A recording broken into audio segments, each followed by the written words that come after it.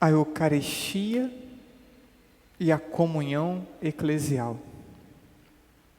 Pauto minha reflexão integralmente em um texto de São João Paulo II sobre a Eucaristia, escrito em 2003. Com a abordagem, continua uma sequência de reflexões sobre essa temática. A Igreja celebra e atualiza nossa salvação na Santa Missa. Esse é um ponto central que deve ser bem entendido por todos nós. A Santa Missa é memorial da morte e ressurreição de Jesus.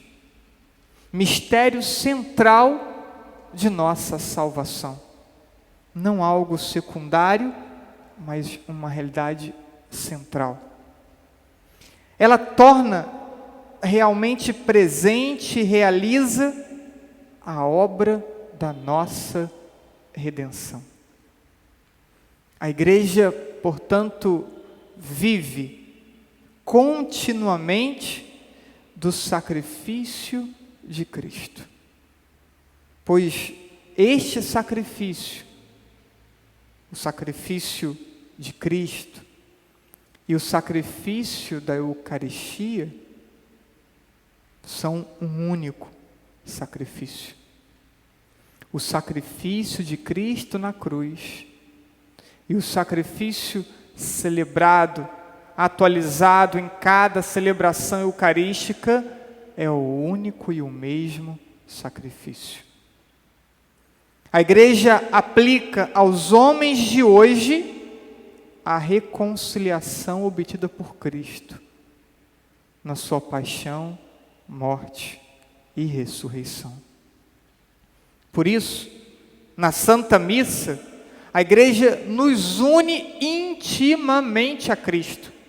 O homem redimido, o homem salvo, o homem alcançado por Cristo é profundamente unido a Cristo. Cristo intensifica a sua amizade conosco. João capítulo 15, versículo 14. Chamei-vos de amigo. O homem redimido na cruz e o homem redimido no mistério da Santa Missa é o amigo de Cristo. Mais que isso, nós vivemos por Cristo. João capítulo 6, versículo 57. Aquele que come da minha carne viverá por mim. Na comunhão eucarística realiza-se de modo sublime a inabitação mútua de Cristo e do discípulo de Cristo.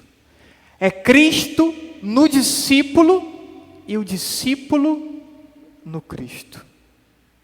Acontece essa mútua inabitação.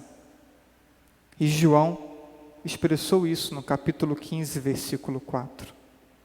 Permanecei em mim e eu permanecerei em vós.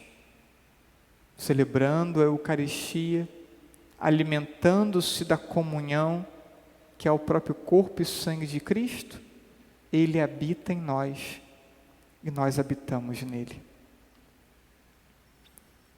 Seguindo mais um passo em nossa reflexão, já falamos que a Igreja celebra e atualiza a nossa salvação na missa, já falamos que na missa a Eucaristia nos une intimamente a Cristo, e agora, pela comunhão eucarística, nos unimos na Igreja.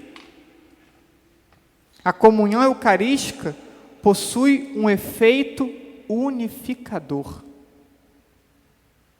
A Igreja é consolidada na sua unidade de corpo de Cristo na celebração eucarística.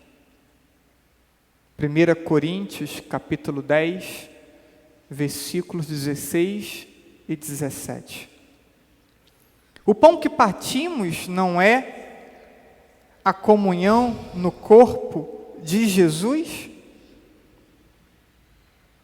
Uma vez que há um só pão, nós, embora sendo muitos, formamos um só corpo, porque todos participamos do mesmo pão. Não é isso que ouvimos na segunda leitura da Santa Missa de hoje? Esse efeito unificador que tem aquele que recebe o corpo e o sangue de Cristo. São João Crisóstomo comenta essas palavras ou as reorganiza de modo diferente, dizendo: o que é o pão? Ele responde: é o corpo de Cristo. E em que se transformam aqueles que o recebem? No corpo de Cristo. Não muitos corpos, mas um só corpo. Aquele que se alimenta do corpo e sangue de Cristo se transforma em um único corpo.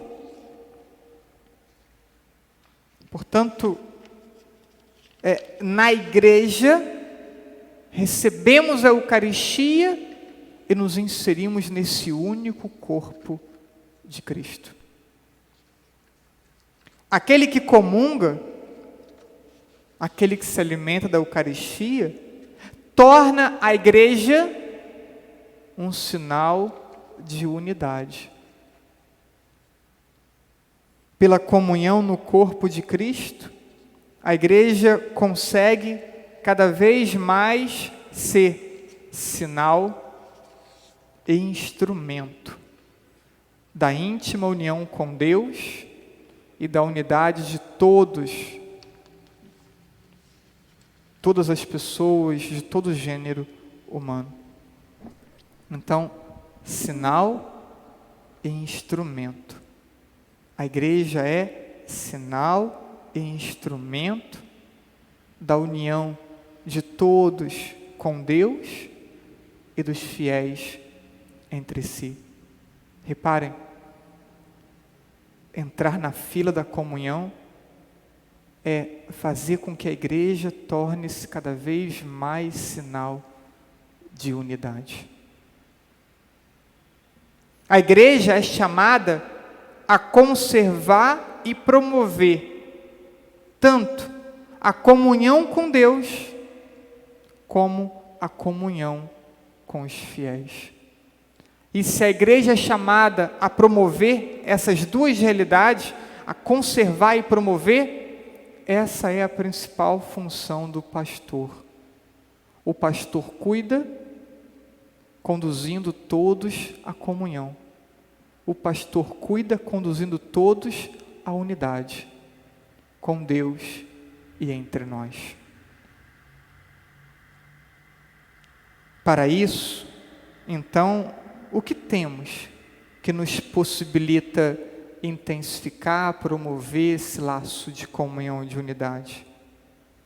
A palavra de Deus, os sacramentos, e dentre os sacramentos, sobretudo, a Eucaristia. E não é sem razão que o termo comunhão se tornou um dos nomes específicos da Eucaristia.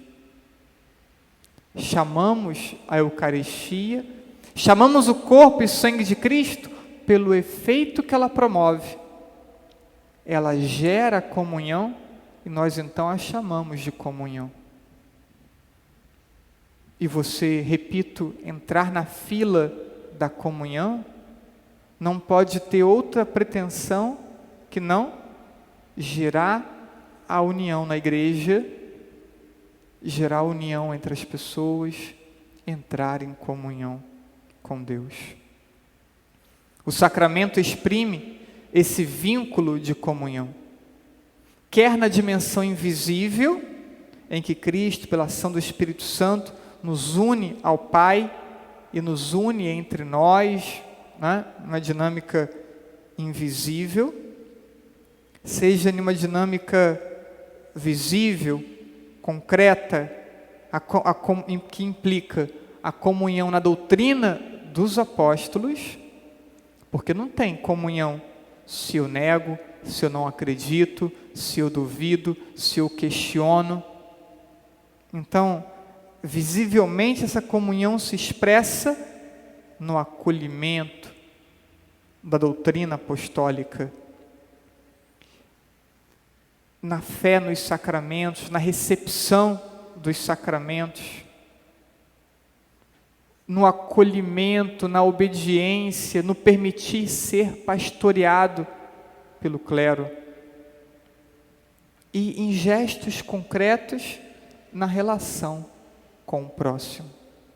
Comunhão, portanto, não é apenas uma ideia intelectual ou uma ideia espiritual, mas é uma realidade também visível e concreta. Você quer entrar na fila da comunhão, mas você não quer obedecer o Papa. Você quer entrar na fila da comunhão, mas você questiona o seu bispo. Você expõe o teu bispo publicamente, expõe o teu pároco publicamente. É uma pessoa de intriga, uma pessoa de divisão, mas está na fila da comunhão. E aí, o último ponto de nossa reflexão é justamente um pensamento de São João Crisóstomo sobre a possibilidade que temos de macular a unidade no interno da igreja.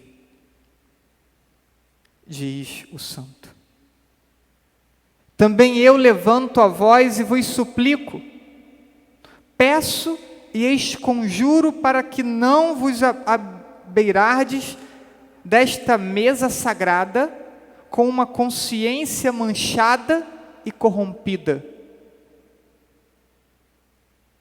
Ele nos exorta a não entrarmos na fila da comunhão com uma consciência manchada e corrompida. De fato, uma tal aproximação nunca poderá chamar-se comunhão. Uma vez marcado pelo pecado, nunca você consegue receber a comunhão e gerar a comunhão. Ainda que toqueis 1000 vezes no corpo do Senhor,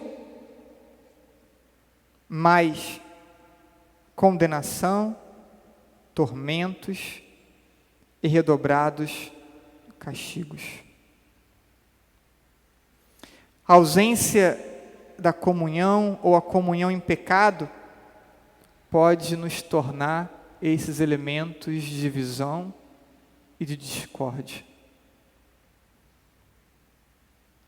No seio da igreja, eu deixo de unir para dividir, porque eu abro mão do elemento que me une, abro mão do corpo e sangue de Cristo, que se chama comunhão. Concluo. A Eucaristia cria comunhão e educa para a comunhão. Viva da Eucaristia. Edifique a igreja sendo um promotor de unidade. Nada mais belo que sermos tão diferentes e ao mesmo tempo sermos um só no Cristo Jesus e na igreja de Jesus. Amém.